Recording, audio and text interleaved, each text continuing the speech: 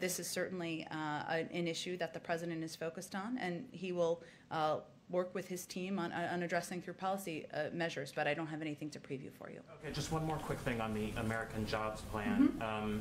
There's a Moody's estimate that you have cited.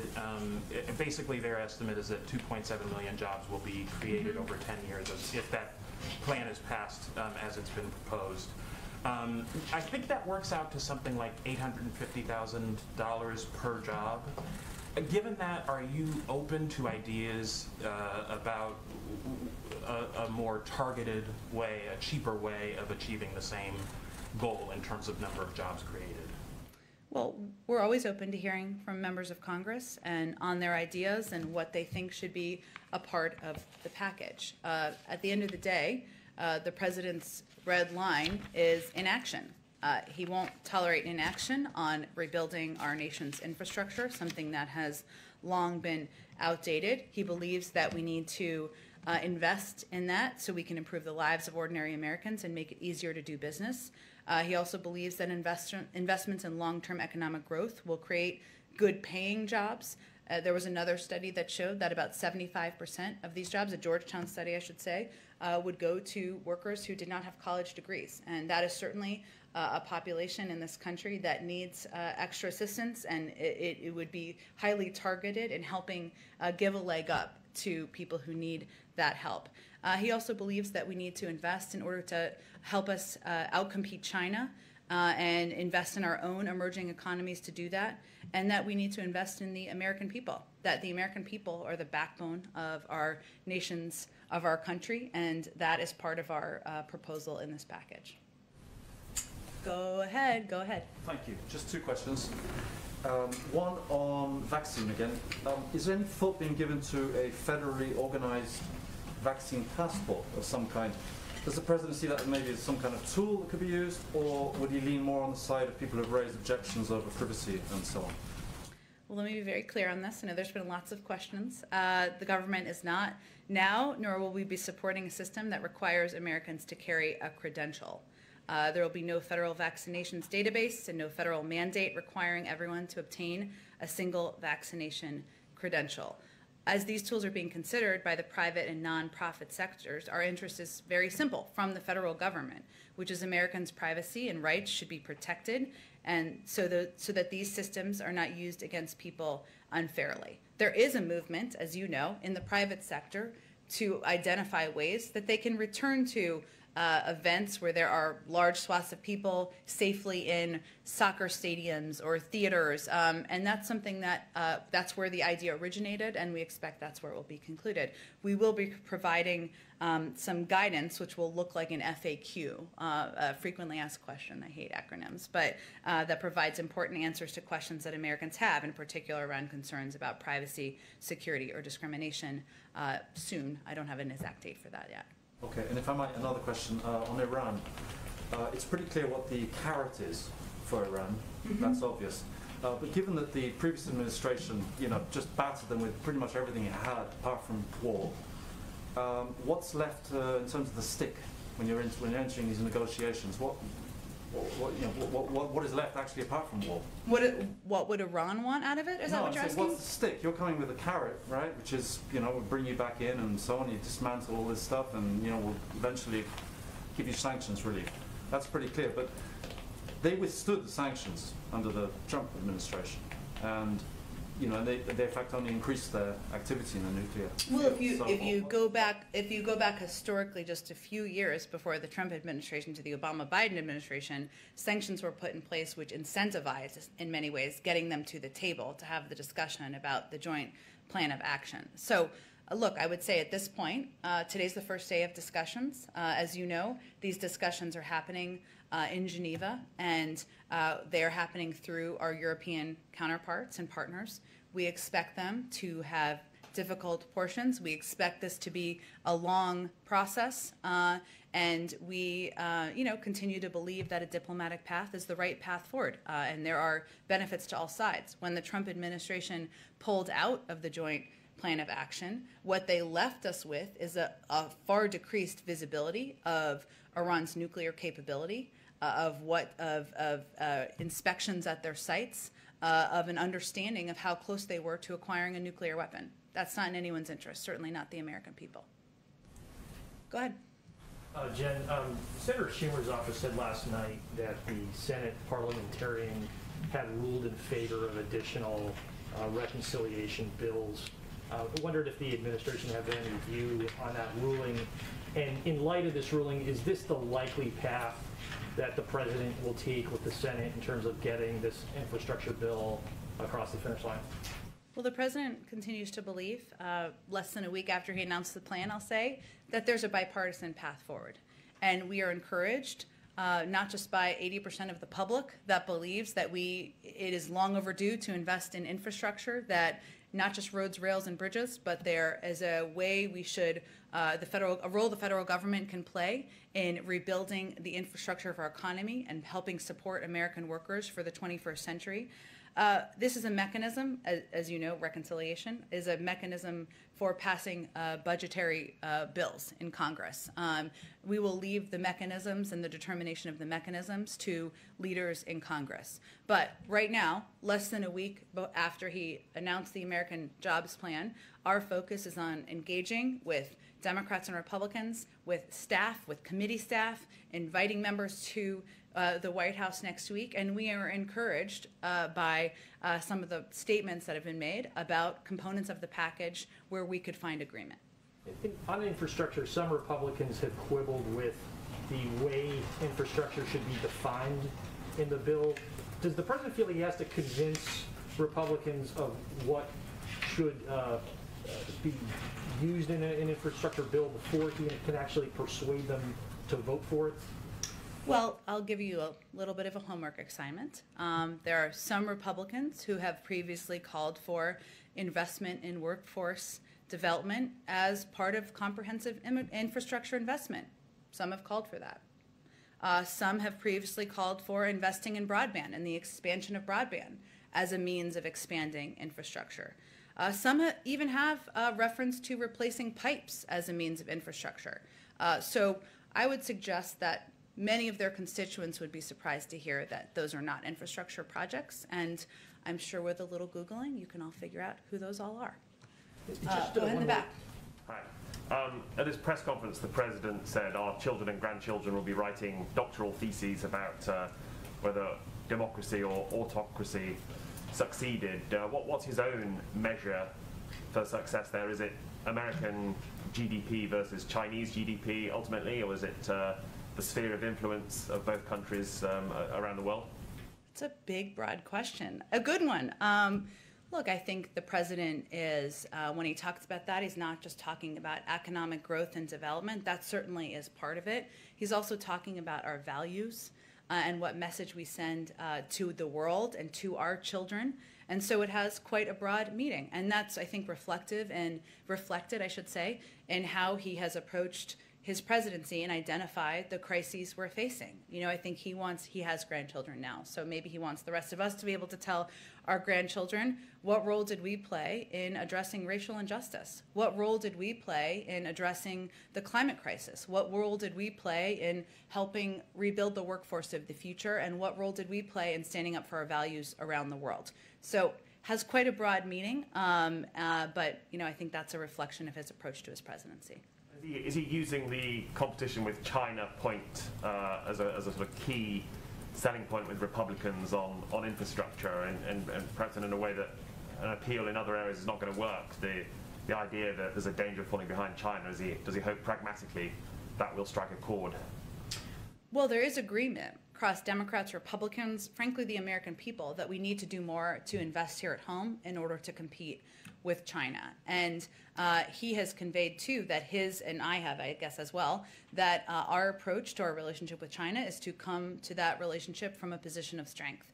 And that includes investing at home, ensuring that our workforce, our infrastructure, our broadband access is at a rate where it would strengthen our own infrastructure and workforce here so that we can compete globally. There's also been proposed legislation, I'm not sure if it's been formally dropped yet, but by Senator Schumer and others, that is focused on how we can better invest in our workforce to compete with China. We anticipate there's an opportunity for that to be bipartisan, because investing in our workforce here is something that Democrats and Republicans can agree on. Quick other thing, is the president disappointed by the pace of vaccine distribution in the District of Columbia, and does it potentially strengthen the argument for statehood? Well, he's spoken about statehood in the past, but I would say that, we track every community, we track every state and locality and how distribution is going and how to improve it and make it more effective. And we work very closely with leaders. One size doesn't fit all. In some cases, that means we increase distribution to pharmacies, we increase distribution to mobile vaccine sites. And so that's certainly something that's ongoing with leaders around the country, including, of course, with leaders in the District of Columbia. Go ahead in the back. Oh, go ahead, Nadia. Oh, thank you, Jen. I want to follow up on the Vienna talks. Is the White House satisfied or content by this first round of talks between what they call the P4+1 and Iran? Well, we're only on the first day. So I will allow the team that is negotiating on the ground to give more of an assessment of how they feel the talks have gone.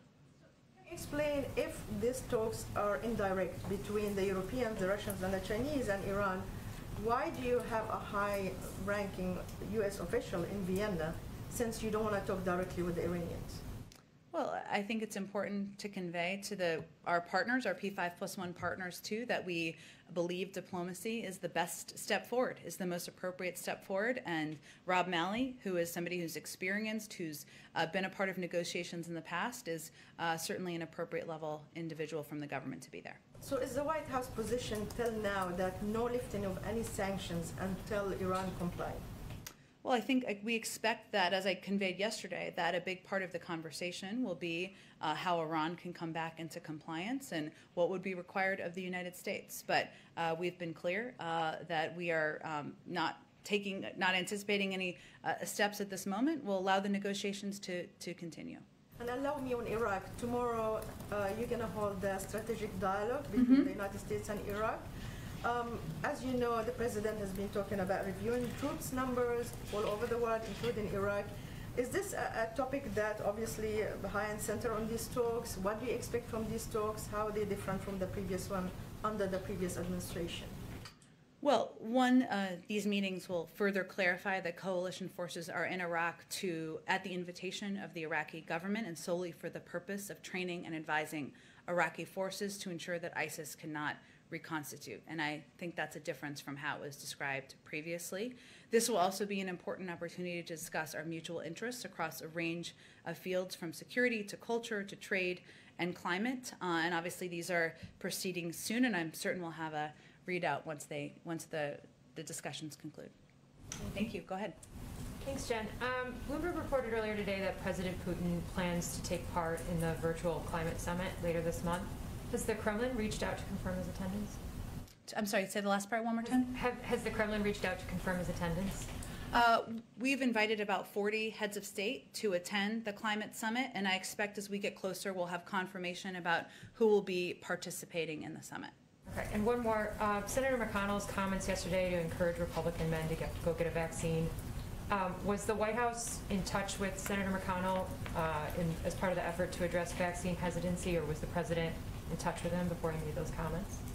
I don't have any private conversations to communicate about, but certainly we see it as a positive for any member of Congress, Democrat or Republican, to be out there advocating for their supporters, people who follow them, who listen to them, about the safety and the efficacy of the vaccine. Go ahead. Thanks, Sean. Following up on some of what Ken was asking about reconciliation, for there to be a sort of second bite at the reconciliation apple, so to speak, it would have to be by the end of this fiscal year.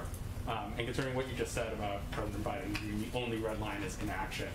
Does President Biden see there being any deadline for Congress to move on the jobs plan? Would you like to see it by the end of the fiscal year or by the end of the calendar year? We'd like to see progress by May, and certainly a package through by the summer. And then On Afghanistan, we're getting very, very close to the May 1st deadline to pull out the remaining 3,500 troops. It doesn't, frankly, look like the White House is going, or the administration is going to meet that deadline. Why, at this point, should the American people have confidence in your ability to finally end this war if you're not going to meet sort of this initial deadline? Well, first, it wasn't a deadline we set, but this president, has conveyed that it would be difficult operationally to meet the timeline of getting all troops out by May 1st. He has also consistently, over the course of the last decade, spoken out about his concerns about the war, and that has consistently been his view, even back when he was vice president and it wasn't aligned with everybody else in the administration. So that should hopefully give people confidence about his commitments, but it's also an important decision, one he needs to make in close consultation with our allies and also with our national security team here in this administration, and we want to give him the time to do that. Go ahead in the back. Good afternoon. What does the president, who we know is Catholic, say to Catholic doctors, Catholic institutions who are fearful that if the Equality Act passes, it has the potential to trample on their conscience rights? What does the president say to those people who are concerned about that? He has a difference of opinion, and he respects their difference of opinion, but he has been a supporter of the Equality Act, and he also is a practicing Catholic and attends church nearly every week. Go ahead, Kelly. Oh, go ahead. Yeah. Separate question here. Chicago saw 131 homicides through March of this year. Last year, this time, 98. The White House's reaction to that number, and then is there anything the federal government is planning or willing to do to step into the city of Chicago and tamp down the deadly violence? Just recently, a 13-year-old boy was shot and killed there. Well, I appreciate you raising the fact that there's a prevalence of violence, sometimes at the hands of guns, something the president has fought for throughout his career, which is ensuring that we put in place more gun safety measures. We work with communities to invest in community violence prevention. He's actually proposed funding to do exactly that, something that many groups support because they believe in order to reduce violence, in order to address the prevalence of violence in communities like some in Chicago, that we need to spend the money from the federal government to do exactly that. Can the federal government put any resources right now, immediately, rather than waiting for laws and waiting for community events or what have you to take place? People are dying on the streets by the day. I appreciate you raising it because one thing we don't talk about enough is the fact that beyond mass shootings, there are additional people who die in cities, sometimes young kids, nearly every single day as a result of violence. He has proposed funding.